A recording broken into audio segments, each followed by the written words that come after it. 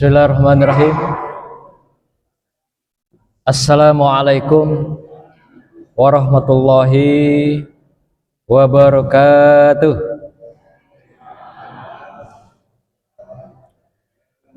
Alhamdulillahillazi arsala rasulahu bil huda wa dinil haq liyuzhirahu 'alad dini kullih wa kafa billahi shahida.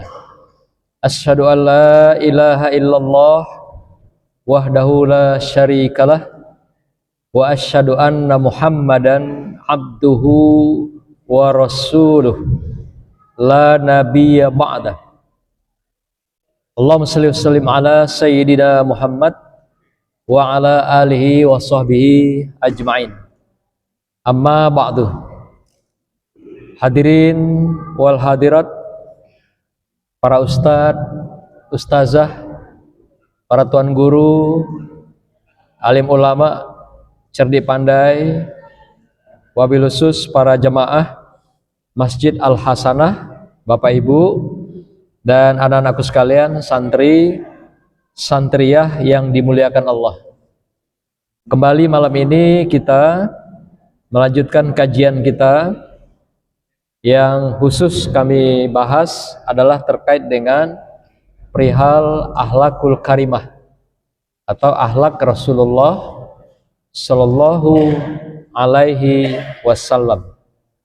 Seperti biasa, sebelum kita mengkaji akhlak Rasulullah ini, mari kita berselawat, bersenandung, kiranya selawat kita diterima sebagai wasilah dan kita harapkan uswah dari Rasulullah dan insya Allah mendapatkan syafaatnya kelak di yaumil akhir, insya Allah.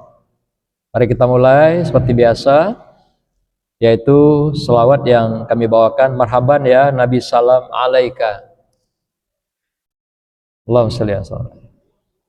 Marhaban ya Nabi salam alaika, marhaban ya Rasul, salam alaika, marhaban ya Habib, salam alaika, marhaban salawatullah alaika.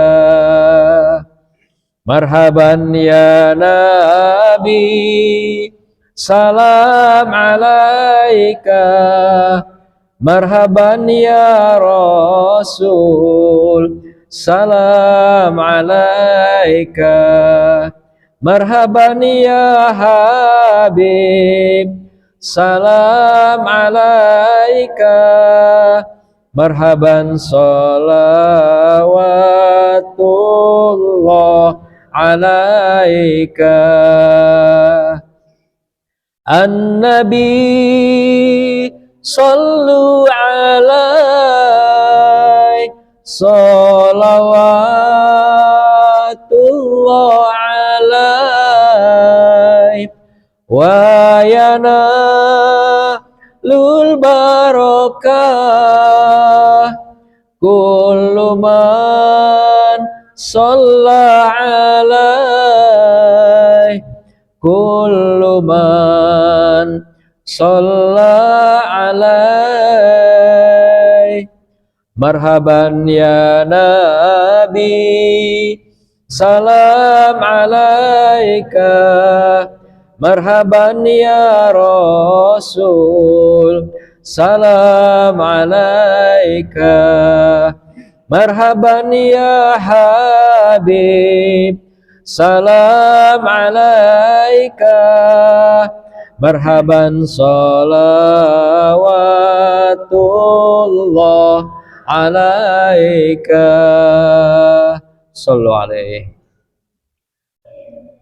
Jamaah sekalian yang dimuliakan Allah, malam ini kita akan membahas tentang akhlak yang berkenaan dengan bagaimana mendidik anak kita atau anak-anak kita dalam dunia pendidikan, yang kami berikan tema yaitu akhlak utama dalam mendidik anak. Khusus kami melihat pandangannya adalah dari sudut nasihat Luqman kepada anaknya. Ini akan kita bahas malam ini, seperti apa karakter pendidikan atau akhlak yang ditanamkan Luqman ini kepada anaknya di dalam rumah tangga. Kalau bicara tentang Luqman, tentu kita pasti ingat semua, nasihat ini memang diberikan pada anaknya waktu pada masa beliau hidup. Tapi karena perjalanan sejarah, peradaban, budaya yang sudah gonta-ganti, kita pun sebenarnya masuk orang-orang yang dipanggil, dihimbau sebagai anak-anak beliau untuk bagaimana kita diingatkan terhadap diri kita pribadi dan diri kita sebagai orang tua atau calon orang tua kalau bagi anak-anak yang masih muda, belia atau generasi muda. Jadi yang dihimbau ini kalau dilihat dari pesan-pesan yang disampaikan, pesan itu sifatnya umum sebenarnya. Walaupun dalam bahasa isyaratnya wahai anakku gitu. Panggilan yang sangat indah dan halus yang disampaikan oleh Luqman kepada anak-anaknya. Bapak Ibu sekalian, anak-anakku berbahagia, kalau kita bicara tentang pendidikan atau akhlak yang berkenaan dengan bagaimana mendidik akhlak anak ini, ada 3 fungsi orang tua dan orang dewasa di dalam rumah termasuk di luar rumah. Yang pertama, para ahli-ahli pemikir pendidikan mengatakan bahwa yang pertama yang menjadi puncak dalam memberikan pendidikan anak atau akhlak anak ini adalah ayahnya. Maka itu dalam beberapa pernyataan para tokoh-tokoh pendidikan klasik mengatakan al-aba mudirul madrasah. Ayah adalah sebagai kepala madrasah, pimpinan madrasah di dalam rumah tangga. Artinya seorang ayah, dia menentukan kemana model, kemana perilaku, kemana format anak ini nanti akan dibentuk. Itu si ayah yang menentukan. Ayah yang membuat sebuah, kalau istilah pendidikan, kurikulum. Apa rencana yang ditetapkan untuk seorang anak? Apa yang harus dijalani bagi seorang anak? Kemana tujuan perjalanan dari seorang anak? Sampai kemana anak ini diantarkan di dalam kehidupannya yang diawali dari rumah tangga masing-masing. Nah, maka itu orang tua, dalam hal ini ayah, dianggap sebagai kepala. Ada yang mengatakan kalau dalam bahasa isyarat hari-hari adalah kepala keluarga. Kepala rumah tangganya ibu. Nah, tapi dalam konteks pandangan-pandangan pemikir klasik, ayah adalah kepala madrasah atau kepala sekolah dalam rumah tangga. Nah, maka itu sebuah rumah tangga yang tanpa seorang ayah, maka si ibulah yang merangkap. Satu sisi dia kepala madrasah, sisi kedua perannya adalah seorang guru atau dikenal dengan istilahnya ustazah. Al-ummu hiyal ustazah ar-ra'isiyah. Si ibu adalah berperan sebagai guru yang utama, yang langsung menyentuh lubuk hati atau hati nurani yang paling dalam seorang anak, yang langsung menyentuh pikiran dan membentuk kecerdasan seorang anak, yang membentuk, yang mengawal nafsu dalam perjalanan hidup seorang anak. Itu dikatakan al-ummu, fungsinya adalah hiyal ustazah. Jadi seorang ibu atau bunda adalah mereka yang menjadi guru utama, pendidik pertama dan yang utama.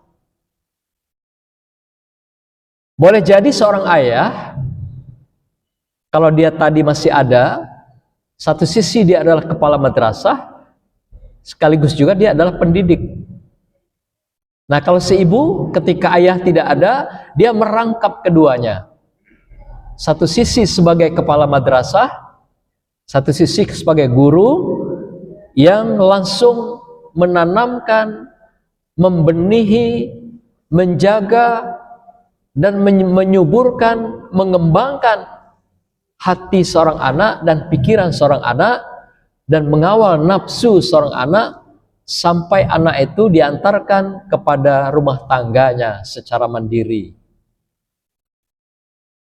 Namun ada kalanya Bapak Ibu, bapaknya masih ada sebagai kepala madrasah, ibu sudah mengambil peran sebagai pendidik utama, tapi kadang-kadang peran kepala sekolah ini sering juga diambil alih oleh ibu. Ini sering terjadi Bapak Ibu sekalian, sehingga bapaknya jadi jamaah, terbalik fungsinya. Ibu jadi kepala madrasah, bapak jadi guru. Ada kejadian seperti ini, terutama bapak-bapak yang isti, ikatan suami takut istri. Ya lur, ada enggak lur sini lur? Enggak ada ya, di sini enggak ada ya.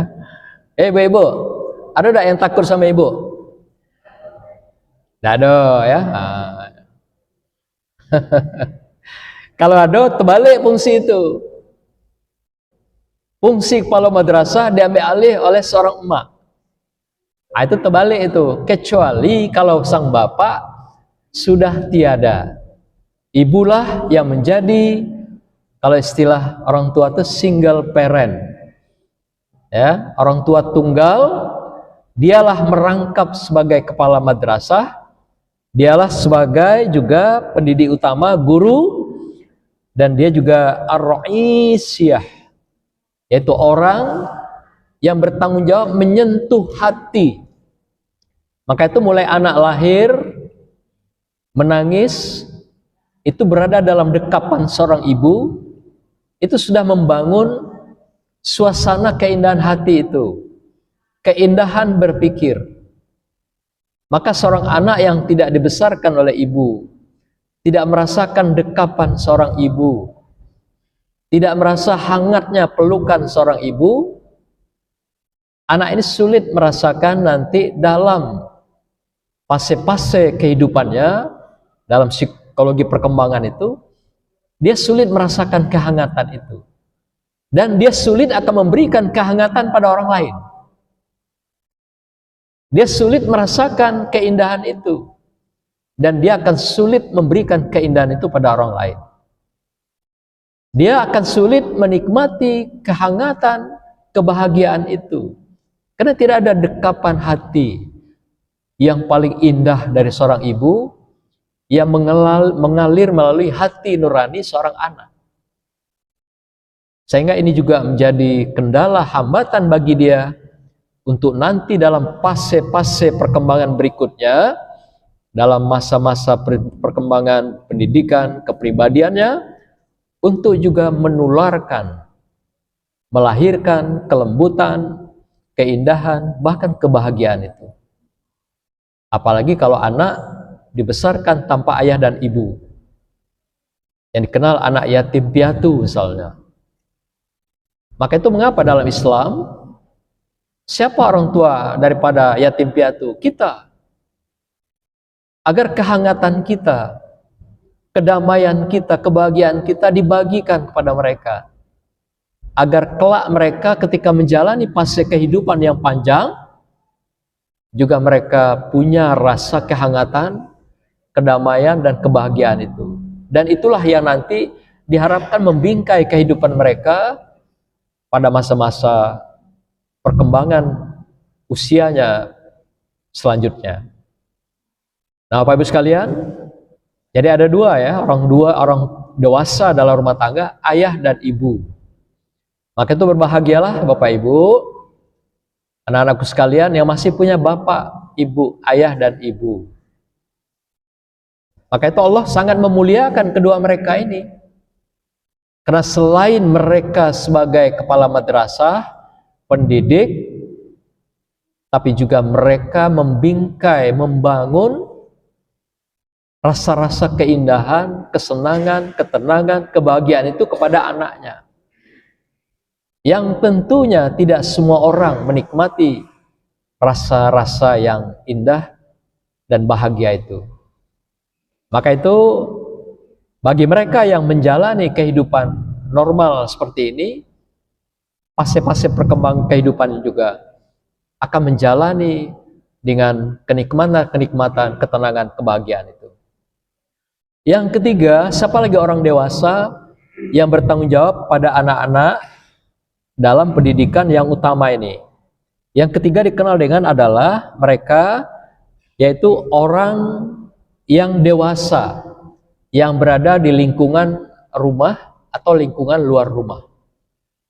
Jadi setiap orang dewasa kalau dalam Islam itu adalah orang yang bertanggung jawab melakukan penanaman akhlak pendidikan pada anak-anaknya atau anak yang masih dalam usia pertumbuhan dan perkembangan. Dan posisi mereka dikatakan dalam pandangan pendidikan itu adalah al-kibaro uswatun hasanah. Mereka adalah orang-orang yang dianggap sudah matang dan dewasa dan berada di lingkungan rumah tangga atau di luar rumah tangga di sekitarnya. Ini adalah punya tanggung jawab yang sama dalam Islam, memberikan dorongan, peringatan, motivasi, dan contoh uswatun hasanah kepada anak-anak yang berada di lingkungannya masing-masing. Nah, kadang-kadang kita melihat orang dewasa ini justru ngasih contoh yang tidak elok dengan kezaliman, kemungkaran, dengan kejahatan, bukan ngasih uswatun hasanah. Jadi double yang ditimpakan Allah dosa pada mereka. Satu sisi tidak melakukan, menjalankan fungsinya sebagai orang dewasa yang dikenal parenting tadi, sebagai orang tua juga. Sisi kedua dia sendiri kena, karena dirinya sendiri tidak menjalankan amanah sebagai orang yang juga memberikan contoh yang baik pada orang lain. Jadi dua, dia dapat beban, dapat sanksi dari Allah. Satu sisi karena dia tidak memberikan ingatan, suri tauladan, dan juga mengingatkan atau mendidik orang-orang di sekelilingnya. Yang kedua, dirinya sendiri tidak dijaga dari kebaikan, kemaslahatan, dan akhlakul karimah. Jadi dua, dia dapat sanksi dari Allah bagi mereka yang tidak melakukan contoh orang dewasa sebagai uswatun hasanah. Nah, kita membahas malam ini ada beberapa ayat yang langsung Luqman ingatkan pada anaknya, termasuk kita semua. Walaupun sudah lewat berlalu sekian ratus tahun yang silam, tapi ayat ini tidak berlaku surut. Terus berjalan, bergulir sampai hari kiamat. Walaupun dia mengatakan, ya bunaya, wahai anakku. Nah, tapi dilihat dalam perspektif moral, akhlak, kita termasuk anak-anak dari Luqmanul Hakim. Jadi walaupun dihimbau anaknya secara pribadi di rumah tangga, tapi pesan ini berlaku universal, umum sifatnya, untuk semua orang. Yang pertama, beliau memberikan istilah ada arkanul iman dan Islam. Rukun iman dan Islam. Ini yang wajib, yang utama, akhlak yang diberikan, ditanamkan pada anak di rumah tangga oleh orang tua, ayah, ibu, dan termasuk orang yang dewasa berada di rumah tangga itu. Mengapa? Karena dianggap bahwa rukun Islam dan iman itu pondasi seseorang hidup menepati janjinya ketika lahir ke dunia. Ketika kita lahir, Allah tanya, wahai si fulan, siapa Tuhan engkau? Kita jawab, Engkau adalah Tuhan kami. Lalu nanti ketika engkau lahir ke dunia, apa yang engkau lakukan? Kami akan syahidna, bersaksi, berjanji akan hidup bersamamu, hidup bersama Rasulmu. Tapi kenyataan apa yang terjadi, Bapak Ibu? Ketika kita lahir ke dunia, kita nangis. Ada enggak yang lahir tidak nangis? Ibu ingat dah lahir dulu nangis apa enggak?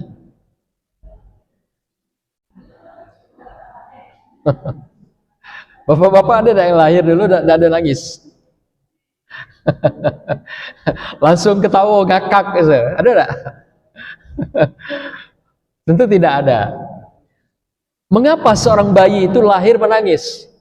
Nah, psikologi pendidikan menjawab, karena ketidaksanggupan kita ketika lahir dari rahim ibu kita ke dunia yang panah ini gitu, yang digambarkan, ditunjukkan blueprint, rancangan kehidupan kita itu oleh Allah ketika kita lahir ke dunia itu.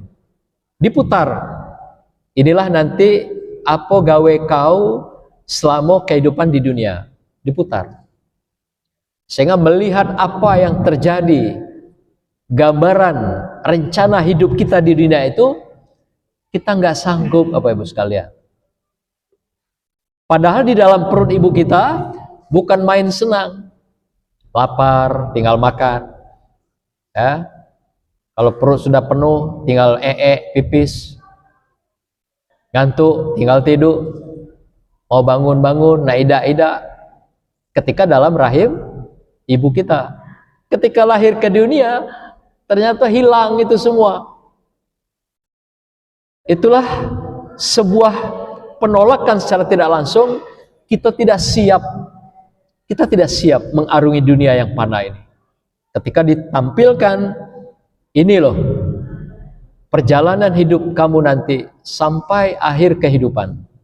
Kita menangis, tidak sanggup menatap dunia, melihat rancangan hidup kita dan apa yang akan kita langkahkan dalam kehidupan ini. Tidak sanggup. Karena beda dunianya ketika kita berada dalam rahim tadi. Semuanya serba senang. Nah, ini janji kita pada Allah Subhanahu wa taala. Maka itu rukun yang pertama, iman dan Islam. Meyakini kebenaran, mengenal Allah, dan juga memperkuat bingkai daripada akidah kita, tauhid kita untuk hidup dengan Allah itu. Maka itu dikatakan dalam ayat 13 surah Luqman itu berbunyi, ya bunayya la tusyrik billah inna syirka la zulmun azim. Wahai anakku, ini Luqman berkata pada anaknya, termasuk pada kita. Ingatan beliau ini walaupun ratus tahun yang silam, tapi ini termasuk himbauan pada kita. Wahai anakku, janganlah kamu mempersekutukan Allah atau syirik, menduakan Allah. Ada Allah lain dalam diri kita. Ada keyakinan lain dalam diri kita. Ada kepercayaan yang lain kepada makhluk selain Allah dalam diri kita. Itu sudah dikategorikan zalim. Atau kalau dalam kategori dosa adalah dosa yang besar. Sesuatu syirik atau menduakan Allah itu adalah benar-benar kezaliman yang nyata, yang besar. Diungkapkan dalam surah Luqman ayat 13. Menurut para mufassirin, dosa besar yang paling puncak itu ini ternyata. Ketika kita menduakan Allah, menjadikan manusia Tuhan kita, menjadikan makhluk sebagai ilahiyah kita, Allah kita dalam kehidupan. Nah, sering tidak kita lakukan itu dalam kehidupan? Sering ya, tanpa sadar kita. Contoh, ketika misalnya Bapak Ibu sedang sibuk bekerja, datang panggilan sholat, berhenti tidak Bapak Ibu kerja? Atau lanjut? Nah, itu sudah menduakan Allah. Kecil kadang, lagi giling cabai, datang Hanapi azan, ay tanggung, giling dikit lagi. Berhenti dah ibu giling? Bu? Dak kan? Azan subuh, lah menjerit-jerit Bilal manggil kita, tapi masih enak tidur. Ada malah yang narik selimut, makin asik, gitu kan? Seakan-akan suara azan itu adalah irama indah yang membelai kita makin tertidur pulas. Kalau narik selimut waktu itu kita tidur, itu sampai alamat jam 7 pagi itu. Karena enaknya tidur sudah subuh itu. Apalagi sebelum subuh.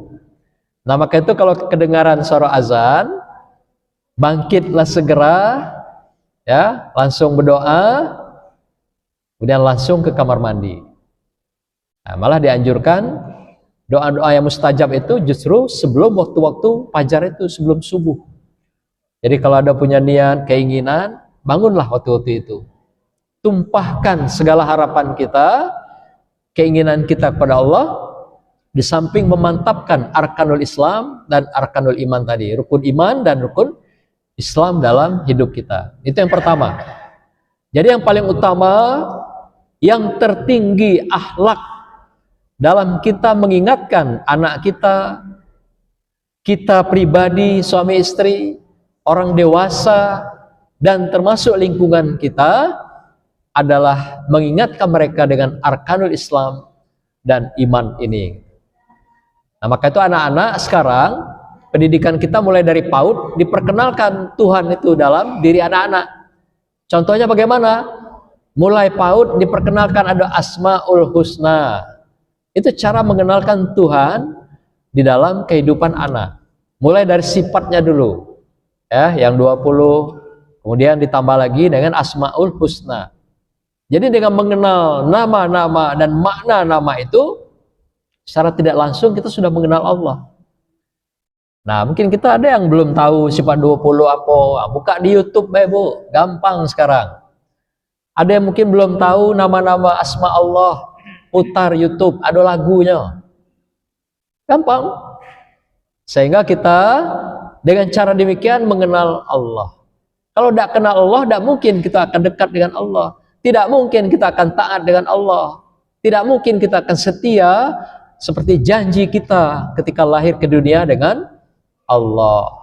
Ya, kenal beda namanya, tahu beda sifatnya, karakternya.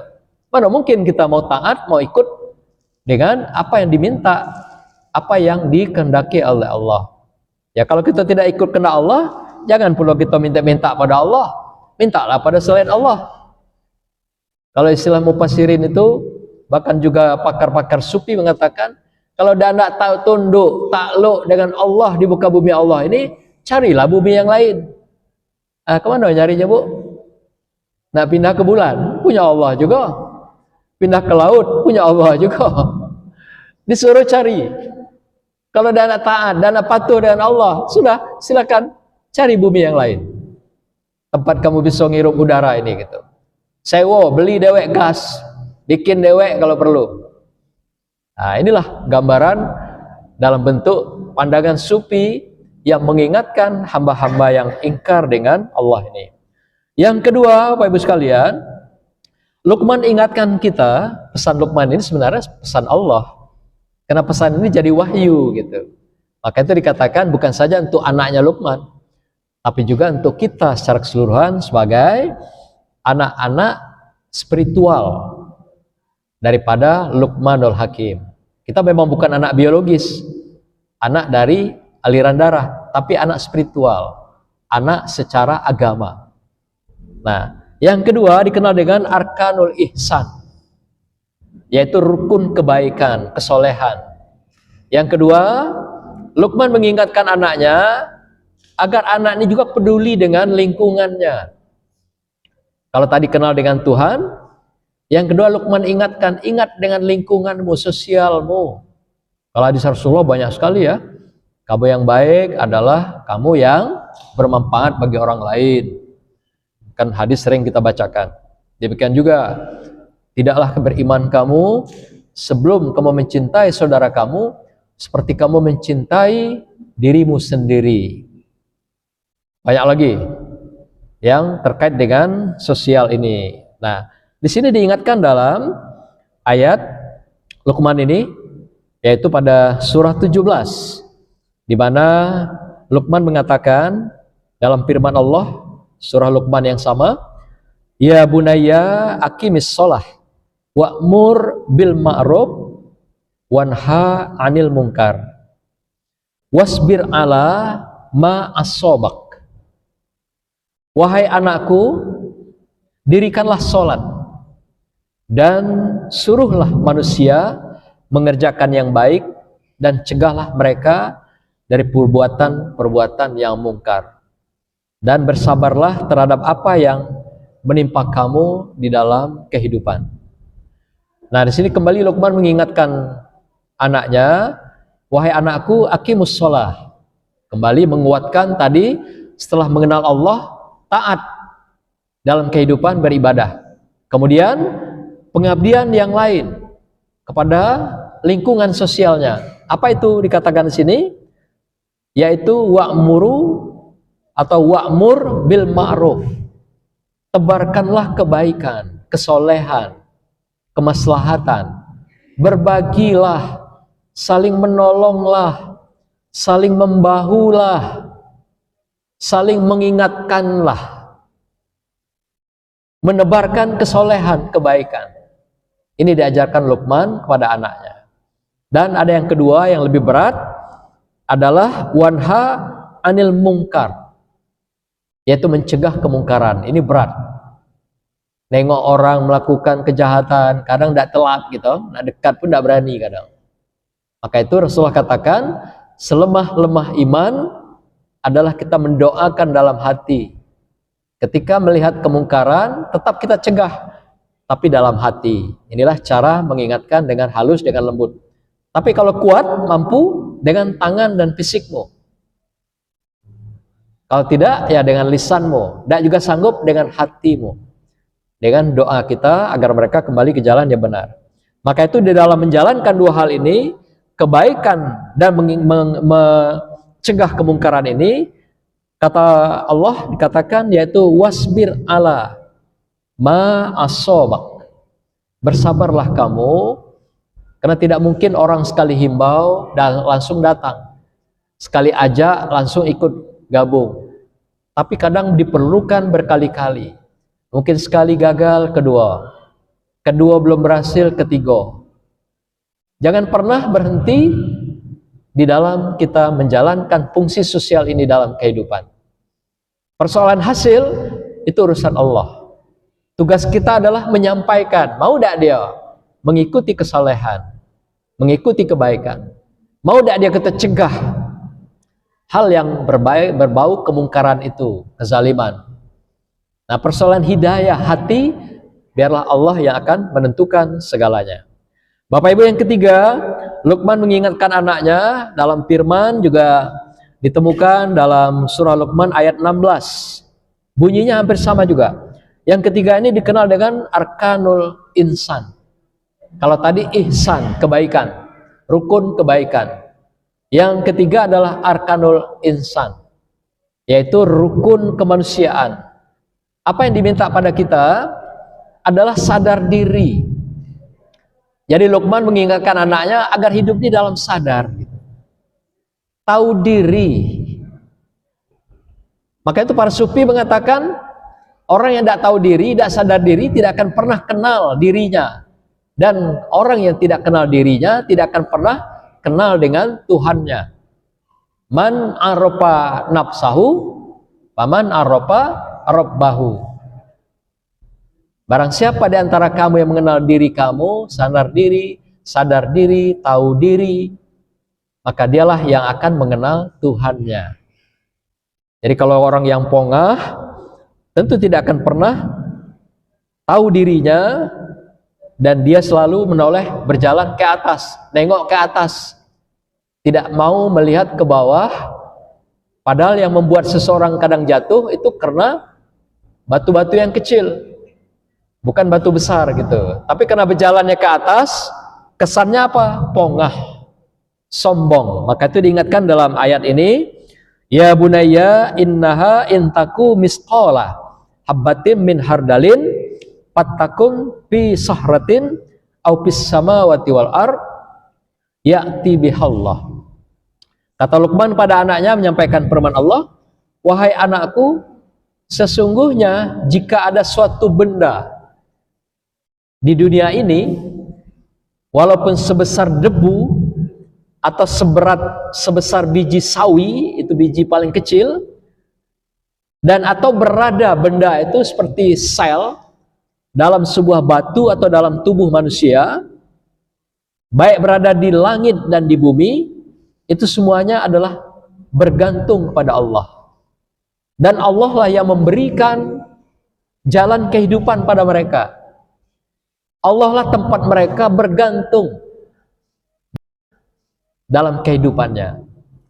Nah, kalau demikian halnya, apa yang kita sombongkan dalam hidup ini? Tentu artinya semua makhluk saja bergantung pada Allah. Maka itu dikatakan Sufi tadi, kalau kamu tidak mau bergantung pada Allah, tidak mau minta tolong pada Allah, tidak mau tepat janji dengan Allah, carilah bumi lain untuk hidup. Kedengarannya keras ya, tapi inilah kenyataannya gitu. Kalau kita tidak mau hidup dengan Allah, ya cari kehidupan lain. Jangan numpang di bumi Allah ini. Kalau masih mau hidup di bumi Allah, ikutilah aturan Allah, ikutilah kehendak Allah, tepatilah janji kita dengan Allah Subhanahu wa ta'ala. Karena semua makhluk, sekalipun sebutir debu tadi dikatakan, atau sebiji sawi, atau sel yang paling kecil dalam biologi, dalam makhluk hidup, dalam tumbuh-tumbuhan, dalam sel tubuh manusia, itu semua bergantung pada Allah. Allah yang memberikan kehidupan kepada mereka. Maka itu selagi barang itu hidup, makhluk hidup, selagi dia ikhtiar dalam kehidupan, nggak ada cerita nggak makan. Karena rezeki itu sudah dipatok, ditetapkan Allah Subhanahu wa ta'ala dalam kehidupannya. Maka itu diingatkan anak kita mulai dari kecil, hidup dengan sederhana, hidup dengan hemat, bukan pelit. Sederhana, tapi juga jadi orang yang dermawan. Nah, kalau pelit itu beda lagi suasananya, bukan sederhana, tapi dalam keadaan bakhil. Yang keempat, yang terakhir, Bapak Ibu sekalian, Luqman ingatkan anaknya dalam istilahnya adalah arkanul alam, atau rukun tentang alam, yaitu etika lingkungan. Bagaimana memberlakukan lingkungan semesta agar kita menjadi orang-orang yang saling menjaga sesama kita, termasuk alam dan lingkungan. Maka itu dikatakan dalam ayat berikutnya, masih dalam surah Luqman ayat 18, yang dikatakan, wala tusair hoddaka linnas wala tamsi fil ardi maroha. Wahai anakku, janganlah kamu memalingkan mukamu dari manusia lainnya. Memalingkan di sini maksudnya sombong, pongah, menunjukkan hebat kita, cantik kita, gagah kita, kayo kita, jabatan kita. Pada semua itu, kalau napas berhenti, tidak ada gunanya. Orang yang hidup berebut galau di dunia. Nah, maka itu diingatkan, jangan kamu pongah. Wala tamsipil ardi maroha. Maroha itu pongah, congkak, sombong. Tidak ada tempat bumi Allah ini untuk sombong. Nah, orang yang sombong adalah dia yang melakukan mencederai alam ini. Itu kalau dikatakan Luqman ini. Mereka akan merusak lingkungan, merusak makhluk lainnya, merugikan, mencederai, melukai, menjahati, merusak lingkungan, kemudian merugikan lingkungan itu sampai lingkungan pun berontak, alam pun berontak. Tidak alami oleh saudara-saudara kita di 3 provinsi Aceh, Sumatera Utara, dan Sumatera Barat, yang sekarang diuji, dicoba oleh Allah dengan peringatan kecil itu. Peringatan kecil ya. Nah, itu apa itu? Akibat mereka sombong terhadap alam dan mencederai alam, sehingga alam pun memberikan perlawanan terhadap kezaliman yang dilakukan oleh manusia. Semoga apa yang terjadi dengan suasana di bumi kita hari ini menjadi pelajaran bagi kita pribadi, karena Rasulullah mengingatkan sepotong dahan pun, cabang pun, sebatang tumbuh-tumbuhan kecil pun tidak boleh kita potong begitu saja, kita buang, kita musnahkan tanpa alasan. Misalnya ada sudah mengganggu pemandangan, mengganggu tanaman lain. Jadi kalau tanpa alasan tidak boleh ditebang sembarangan gitu. Kan kadang ada yang iseng, main patah, main potong segala macam. Bapak Ibu sekalian, itulah beberapa pendidikan akhlak yang diberikan oleh Luqman kepada anaknya dan termasuk pada kita semua. Kita bukan memang anak biologisnya atau anak secara fisik, tapi kita anak spiritualnya. Karena pesan Luqman ini adalah berupa wahyu Allah yang sudah tercantum di dalam firman-Nya pada surah Luqman. Maka itu berlaku semuanya pada kita juga, anak-anak kita dan semua keluarga kita dan masyarakat kita. Semoga Allah ridhoi kita, berkahi dan ampuni kita di sisa-sisa umur perjalanan hidup kita ini dengan kesalehan, kemaslahatan, dan saling memberikan pedulian pada lingkungan kita. Dan juga jangan pernah lepas janji kita dengan Allah untuk hidup setiap tarikan napas dan langkah sampai akhir hayat kehidupan kita kelak. Barakallah. Wassalamualaikum warahmatullahi wabarakatuh.